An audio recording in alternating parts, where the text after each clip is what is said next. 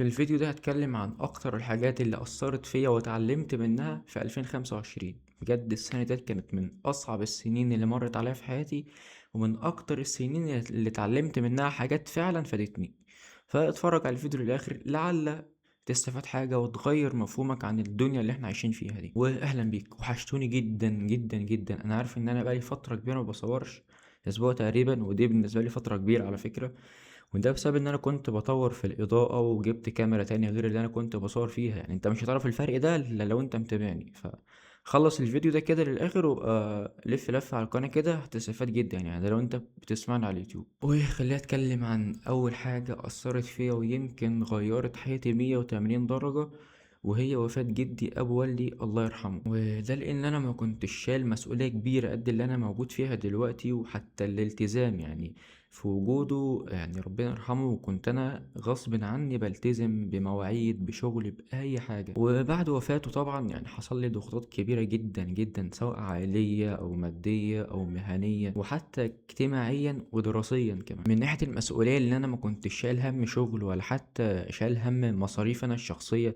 أي نعم كنت أنا باشتغل وباصرف على نفسي، لكن على الأقل كنت مطمن جدًا، بعكس بعد الله يرحمه ما توفى. ويعني كانت حياتي متأمنة بشكل كبير عن دلوقتي. دلوقتي أنا حياتي بقت حاجة تانية، يعني بعد وفاته الله يرحمه بدأت أستوعب إن أنا لازم أكبر بفكري 10 سنين قدام على الأقل، وأنسى بقى حتة إن أنا أعيش شبابي ديّة، لإن ما فيش وقت. أنا باحارب على 3 جبهات: أهلي وشغلي والدراسة. أهلي إجماليًا كلهم، عمامي وكله. وده لان انا كنت قاعد مع جدي وستي بس، كنا احنا التلاتة، وجدي الله يرحمه توفى، فما عادش الا ست، ربنا يديها طول العمر طبعا ويخليها. فخلاص ما عادش الا انا، يعني حتى عمامي اللي المفروض يبقوا اكتر ناس جنبي في الوقت ده، يعني بالعكس انا كنت في معاناة كبيرة جدا معاهم، يعني ومستنين مني المستحيل، مستنين مني ان انا اعمل اللي ما اتعملش. وفي الوقت ده انا كنت في تالتة ثانوي، لدرجة ان انا قسمت السنة على مرتين، لان انا مشغول في حاجات كتير جدا، سواء في شغل او في المذاكرة او حتى في الجدالات الكتير. يعني لدرجة ان انا وصل بيا الامر ان انا اسيب كل ده واستقل بنفسي في مكان لوحدي، وانا اللي اشيل مسؤولية نفسي، وانا اللي خلاص هشيل نفسي بنفسي. مفيش حد هيقعد معايا ولا انا هقعد مع حد، انا مع نفسي كده. بقيت حلو ده لنفسي، وحش ده لنفسي. وده لان انا ما بحبش الضغط، ما بحبش حد يقعد يراقبني بتعمل ايه، رايح فين، جاي منين. ما بحبش انا ده كله. انا احب ان انا اكون لوحدي واعمل اللي انا عايزه، لان انا عارف ان انا ما بعملش حاجة غلط. يعني كل اللي انا بعمله ان انا بدور على البقاء. فاهم انت؟ البقاء على قيد الحياة. لما تكون انت في لعبة بتحارب على البقاء على قيد الحياة، اهو انا حاطط في نفس الموقف ده. ومن ناحية الالتزام، لان انا بقيت ملتزم خلاص، بقيت ملتزم بإيجار، بقيت ملتزم بفواتير، ملتزم بمواعيد، ملتزم بنفسي، ودي لوحدها كفاية على جواز نفسي، على جواز اخواتي، على كل حاجة حرفيا. وبقى عليا ضغوطات كتيرة جدا، حتى من الناحية العائلية بقى في ضغط كبير عليا، لان احنا يعني مستنيين منك تعمل المستحيل زي ما انا قلت. وحتى من الناحية المادية بقيت خلاص عليا ضغوطات، انا لازم كل شهر ادفع مبلغ معين، ومبلغ كبير مش قليل. ومن ناحية الشغل لا، لان انا لو ما اشتغلتش مش هعرف ادفع الحاجات دي كلها، ده غير المصاريف بتاعتي الشخصية. ومن الناحية الدراسية لازم اشتغل وادرس في نفس الوقت، ومذاكرة في نفس الوقت، والتزام في نفس الوقت. حرفيا يعني معاناة كبيرة جدا، والحمد لله. وخد مني النصيحة ديت، يعني انت لو معاك والدك دلوقتي انت في نعمة كبيرة جدا جدا جدا، انت ما انتش حاسس بيها. واسأل مجرب، يعني انا بقول لك بعد وفاة جدي، فاهمني؟ يعني انا ابويا الله يرحمه متوفي من حوالي 10 سنين، اكتر من 11 سنة كمان. فانا كنت يعني لسه صغير، ما شلتش مسؤولية كتيرة او مسؤولية كبيرة، ما كنتش اعرف، كنت لسه عيل صغير. فلما كبرت بقى، يعني كان بالنسبة لي جدي ده كان هو زي ابوي، كان هو ابويا، فاهمني؟ فكان شايل عني مسؤوليات كتير جدا كتير جدا. فبعد ما توفى كأن ابويا توفى تاني، كأن فعلا هو ابويا الله يرحمه كان معايا وتوفى تاني. ف يعني حسيت بقيمة الأب فعلا، وحسيت بقيمة العائلة. فانت لو معاك دلوقتي أبوك عايش في وسط أهلك، انت في نعمة انت ما انتش حاسس بيها، فاحمد ربنا على النعمة اللي انت فيها. وتاني حاجة هتكلم عليها ان انا فعلا عرفت وتيقنت بشكل كامل جدا ان مفيش بني ادم هينفعني. بس ده طبعا يعني مش كل الناس وحشة اكيد، لكن اللي انا اتأكدت منه فعليا ان مفيش حد هينفعني سوى ربنا ثم نفسي فقط، سواء اهل او صحاب او حتى اقرب الناس ليه. يعني وحتى للاسف اللي انا عرفته وفهمته ان حتى الاهل يعني مش في كل الأوقات عاوزين مصلحتك. يعني أنا كان فاكر عليا إن أنا في وقت تالتة ثانوي كنت أنا المفروض أنا بذاكر ديت آخر سنة ليا في الثانوية، المفروض أجيب مجموع عالي وكده. طب حد يشجعني على كده؟ مفيش، بالعكس ده هما كانوا لأ لازم تنزل تشتغل، تنزل تدور على شغل. طب يا جدعان المذاكرة طيب ولازم أجيب مجموع عالي ودي تالتة ثانوي؟ لأ مفيش الكلام ده، ما يعرفوش الكلام ده. احنا عاوزين المادة، احنا عايزين المادة، انما بقى دراسة الحاجات دي كلها لا، دي مع نفسك انت بقى. طب تشجيع حتى على الاقل لا مفيش برضه. طب استنوا حتى عليا مثلا لما الاقي شغل مناسب، مثلا 5 ساعات في اليوم، 6 ساعات، 4 ساعات لو لقيت، عشان اعرف اوفق بين المذاكرة والشغل. لا ما ينفعش، انت لازم تنزل تشتغل 8 ساعات ولازم في اقرب وقت او من بكرة. فمن هنا تيقنت ان فعلا يعني مفيش حد عاوز مصلحتك، كله بيقول احنا عاوزين مصلحتك، هو بس مجرد كلام، بس مجرد تجميل كلام. انا مش بقول الكلام ده مثلا عشان في بيني وبينهم حاجة وانا بكرههم مثلا، لا انا بكلمك انت عشان تعرف ان انت مفيش حد عارفك الا نفسك، مفيش حد فاهمك الا نفسك. فضلت تقنع في ده وتقنع في ده، لا هم عاوزين نتيجة فقط، عاوزين نتيجة، انما النتيجة هتحصل ازاي؟ طب هتأثر على حاجة تانية قدام؟ طب هتأثر على حاجة مهمة؟ لا احنا عاوزين النتيجة. وده كان سبب ان انا اتجه للفريلانس يعني، وهتكلم في الموضوع ده قدام في الفيديو. وحتى الصحاب يعني انا فعلا اتعلمت وايقنت ان انت صاحبك ده مهما تعمل له، مهما تبقى وافي ليه، يعني هو هيجي في يوم من الايام وهيسيبك، هيجي في يوم من الايام كده تحتاجه مش هتلاقيه. فانت لازم تبقى مجهز نفسك على كده، لان ده هيحصل وده واقع اصلا. دايما اي حاجة توقع فيها الضرر وسيستم دماغك عليها عشان لما الضرر ده يحصل انت ما تتأثرش بحاجة. وكمان من اهم الحاجات اللي اتعلمتها ان مفيش حد يمشي كلمته عليا لمصلحته هو. انت بتيجي تطلب مني حاجة لمصلحتك او مساعدة، انا ليه اختيار، يا ارفض يا اقبل. لكن انت تيجي تمشي كلمتك وتفرضها عليا، لا دي ما عنديش، ودي خط احمر عندي اصلا نهائي. مفيش حد يعمل الحاجه ديت غير اتنين بس، ابوك وامك. غير كده مفيش غير كده. اي حد غير ابوك وامك على حساب مصلحتك وعلى حساب نفسك ارفض او اقبل.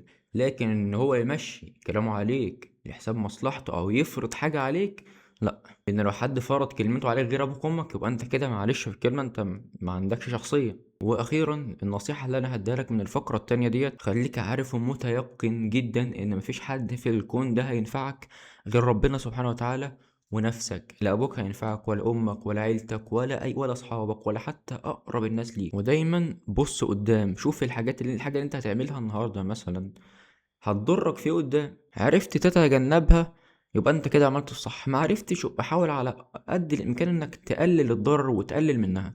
يعني مثلا هديك مثال، يعني ما يكونش عندك انت امتحان بكرة الصبح وتروح تلعب بلاي ستيشن الساعة 1 2 بالليل، لأن ده هيأثر أصلا على تفكيرك وهيأثر على تركيزك وهيأثر على كل حاجة في جسمك، مش هتعرف تحل عامة. خد المثال ده بقى وقيسه على كل حاجة في حياتك. واخيرا الفقرة التالتة وديت اهم فقرة في الحلقة كلها، هو ان انت طول ما انت مع ربنا سبحانه وتعالى ربنا معاك ومش هيسيبك ولا هيخذلك. وده اللي انا عرفته وتيقنت منه وحسيته فعلا. يعني هحكي موقف صغير كده حصل لي من حوالي اسبوعين بالظبط، وده موقف من مواقف كتير جدا انا لو قعدت احكي بتاع 5 6 ساعات مش هخلصهم. كنت جايب لمبتين ليد بروفايل، وطبعا كنت حاطط السلكين الطرفين بتوع اللمض في، كنت حاططهم ورابطهم في الترانز اللي هو بيوزع الكهرباء المفروض. وانا من ذكائي يعني ذكي جدا حطيت الترانز ده على الارض وسايب السلكين يعني عريانين وحاجه اخر حلاوه. وجيت رايح على الحوض بتاع الحمام، بفتح الحنفيه مفيش ميه، الميه قطعه، زائد ان اصلا الصرف كان بايظ، هما كان باين بيصلحوا في حاجه. فنسيت اقفل الحنفيه وكنت مستعجل وبتاع، وكان في حجز كوره المفروض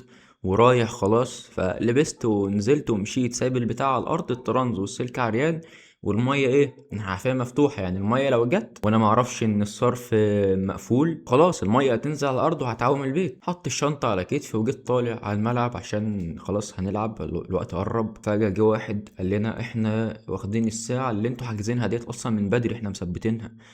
ازاي يا عم الحاج؟ ما اعرفش، ده احنا اللي مثبتينها ومكلمين صاحب الملعب وبتاع. وجينا رايحين لصاحب الملعب، فالراجل اعتذر لنا وقال ان حصل خطأ في الدفتر وما اعرفش ايه والحوارات دي كلها. طب يهديك يرضيك، الراجل اعتذر وقال لنا هديكوا نص ساعة زيادة وبتاع، بس الكلام ده بكرة او نستنى بالليل جدا. يعني انا بصراحة زعلت، انا كنت عايز العب كورة، انا زعلت جدا. بس لما رجعت البيت عرفت ان ربنا فعلا هو اللي مرتب الموضوع ده، وهو اللي مسبب الاسباب للموضوع ده عشان يحصل، وعشان ما نلعبش، وعشان انا ارجع البيت. والله ثم والله ان انا لو كنت اتاخرت بس 10 دقايق كان زمان انا مش موجود قدامكم دلوقتي. ليه؟ لان انا دخلت لقيت نص البيت عايم ميه، لسه الميه ما وصلتش، ما لحقتش توصل للنص التاني. وفي النص اللي كان فيه ميه ده كان في الاوضه اللي انا كنت حاطط فيها الترانز، اللي هي الاوضه اللي انا قاعد فيها دلوقتي دي، كنت حاطط فيها الترانز على الارض وسلوك عريانه وواصله في الكهرباء. والله كمان مره انا دخلت الاوضه ديت لقيت ادي كده الميه هنا، الميه هنا والترانز هنا.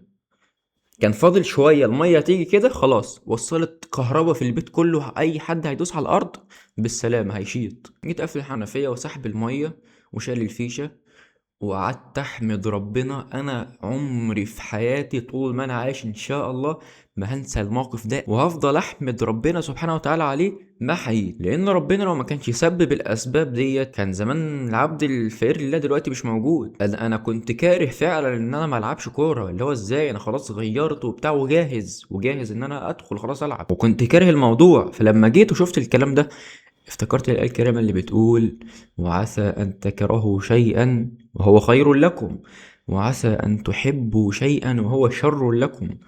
صدق الله العظيم. والحمد لله يعني ربنا زارع فيا عدم الخوف من أي مصير ومن أي حاجة نهائي. يعني كان أنا أقصى هم عندي وكان أتقل حاجة عندي المفروض إن أي حد يترعب منها، انا كان عندي ولا اي حاجه ولا كاني في حاجه اصلا. ربنا زرع جوايا الرضا وعدم الخوف. ليه؟ لان انا دايما بقول ان دي كلها تقديرات ربنا سبحانه وتعالى، لان الحاجه ديت لو حصلت كان ممكن تبقى بوابه لحاجه وحشه. ولما يحصل لي اي حاجه المفروض ازعل عليها دايما بفتكر الايه الكريمه قل لن يصيبنا إلا ما كتبه الله لنا. صدق الله العظيم. فأنت أي حاجة هتحصل لك في الدنيا دي كلها سواء حلوة أو وحشة ده كله مكتوب ليك ولازم هتشوفه، حتما هتشوفه. فأنت ما تزعلش لأن دي تقديرات ربنا سبحانه وتعالى وده القدر. ما تزعلش لأن الزعل مش هيفيدك في حاجة، ده هيخسرك. فكر في اللي جاي، خلاص اللي فات عدى، نشوف اللي جاي بقى إيه. لأن أنت لو فضلت زعلان أنت اللي هتشوف اللي جاي ولا هترجع الماضي. فأنت اللي عدى خلاص، مهما تعمل ومهما تروح ومهما تيجي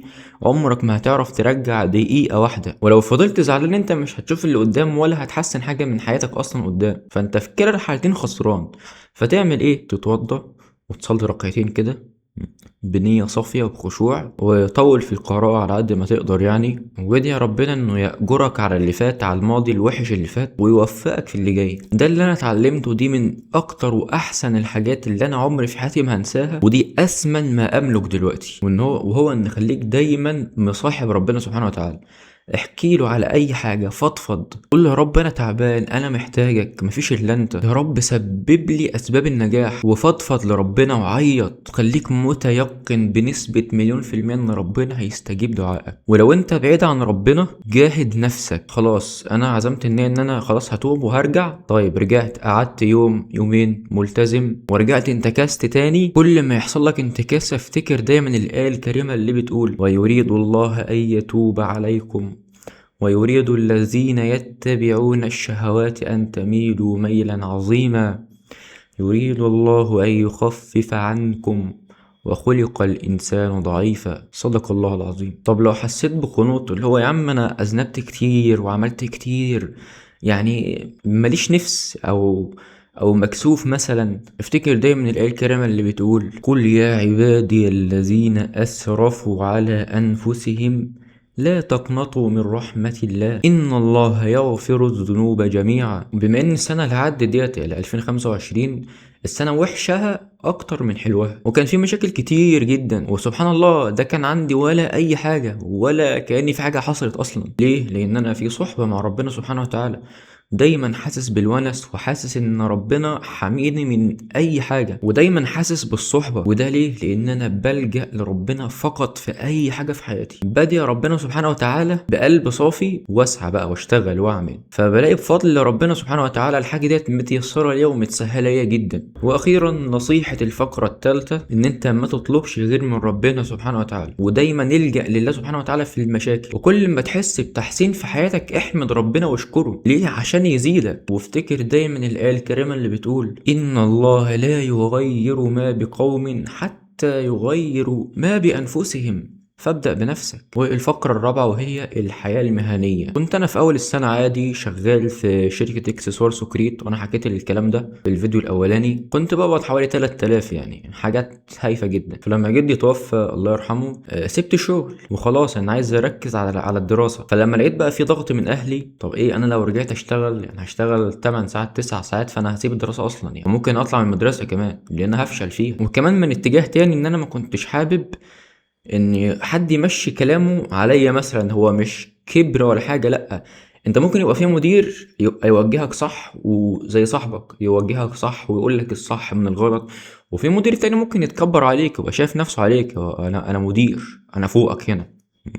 فانا ما كنتش عاوز احط نفسي في موقف زي ده. فوالله بدات ان انا ادور على اليوتيوب على الشغل اللي هم بيجيبوه من على النت ده. انا كنت ساعتها فاكر كده، فعرفت بقى الفريلانس وبدات ان انا ابحث واشوف كذا فيديو بتاع وكورسات لغايه لما اتعلمت الجرافيك ديزاين وجبت. يعني كان اول 300 جنيه ده كان رقم بالنسبه لي رقم كبير، يعني 300 جنيه من النت وانا قاعد في البيت، ده ايه ده؟ فبدأت أطور من نفسي بقى، ما هو ده كان دافع ليا. خلاص بقى عميل في الأول في التاني في التالت في الرابع، بقى شيء عادي جدا عندي. وخلاص يعني ركنت حتة إن أنا أنزل أشتغل في مكان ديت، وخليت من مصدر الدخل بتاعي الأساسي هو الفريلانس. والحمد لله لغاية دلوقتي أنا شغال فيه وبحاول أطور من نفسي باستمرار، وبخترع حاجات جديدة أصلا في المجال ده. وكمان حتة إن أنا حولت السلبية لإيجابية، لأن كان في سلبيات كتير أوي أوي في حياتي. لو انزل اشتغل في مكان وفي ضغوطات من اهلي، انت لازم تنزل تشتغل، ما ينفعش، لازم تنزل تشتغل، مدرسة ايه وبتاع ايه. فدي كانت بالنسبة لي سلبيات كبيرة جدا، يعني كان بالنسبة لي مستحيل اتخطاها اصلا. هو خلاص في الامر الواقع هشتغل، يعني هشتغل. فحولتها الايجابيه ازاي؟ انا ايوه هشتغل بمواعيد انا هحددها بنفسي، مش حد هيلزمني بوقت معين، هتيجي الساعه كذا وتروح الساعه كذا، تذاكر بقى ما تذاكرش، تعمل ما تعملش، انت تيجي في وقت معين وتمشي في وقت معين. لا، انا اشتغلت بقى واشتغل مثلا ساعتين في اليوم، 3 ساعات، ساعه، ما اشتغلش خالص، انا حر. وخلاص بقى نظمت وقتي بين المذاكره وبين الشغل. بس ده بعد ما قسمت السنه بقى، ودي كانت حاجه مهمه جدا يعني طلعت بيها من السنه دي واستفدت منها. واخيرا النصيحه، ما تفكرش ان الشغل بس انك تنزل وتشتغل، لا، انت ممكن تشتغل من اللابتوب بتاعك، ممكن تشتغل من التليفون، ممكن يعني الفريلانس ده شغل بس على الشاشة، جرافيك ديزاين، برمجة، فيديو ايديتنج، كوبي رايتنج، كتابة، مجالات كتير جدا. وانا شرحت ده في فيديوهات سابقة، وشوف الفيديو التاني على القناة هيفيدك جدا. يعني انا كنت شرحت فيه 4 مهارات، يعني كنت انا كاتب العنوان 3 بس انا قلت 4. هما دول يعني ال4 مهارات دولت الأكتر طلب في السوق، أعلى راتب حتى، ده لو أنت طبعا عاوز تبدأ في حاجة زي كده يعني. وأخيرا الفقرة رقم 5 والأخيرة وهي الجواز بدري. والكلام ده موجه للي عايش حياته مستقل زي. ليه لازم تتجوز بدري؟ لأن أنت قاعد لوحدك، يعني مثلا لو أنت قاعد في شقة لوحدك ومقتدر إنك تتجوز، ما تترددش ثانية واحدة.